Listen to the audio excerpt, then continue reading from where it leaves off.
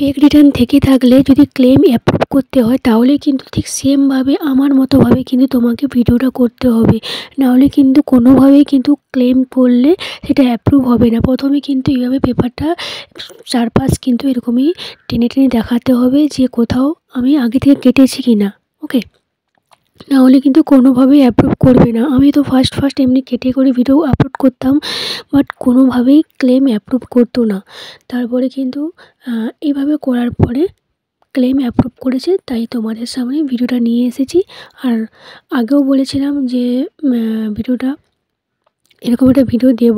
তো দেখো, আমি কিওয়ার্ডটাও ভালো করে দেখিয়ে দিচ্ছি যাতে ওনাদের কোনো অসুবিধা না হয় যে কোন প্যাকেট থেকে আমি কেটেছি, কোন প্যাকেট থেকে আমি ক্লেম করেছি, ইত্যাদি ইত্যাদি।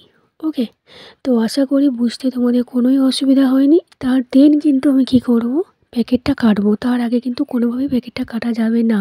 ওকে, এখানে একটা পেন্সিল চোকারি ছিল যেটা হচ্ছে কাস্টমার রিটার্ন করে দিয়েছে, তার ভালো লাগেনি, করে দিয়েছে, খুব ভালো কথা।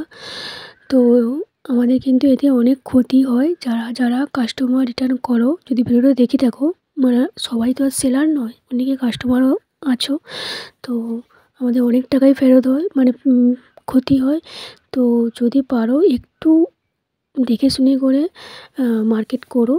যদি কাস্টমার রিটার্ন, যদি ফেক রিটার্ন হয় তবেই কিন্তু করো, নাহলে কিন্তু করো না। সেলারদের অনেক বড় ক্ষতি হয়ে যায়, বিশেষ করে আমাদের মতো স্মল সেলারদের জন্য বলছিলাম। নেক্সট কী ধরনের ভিডিও দেখতে চাও অবশ্যই বলো, ভালো লাগলে লাইকের পাশাপাশি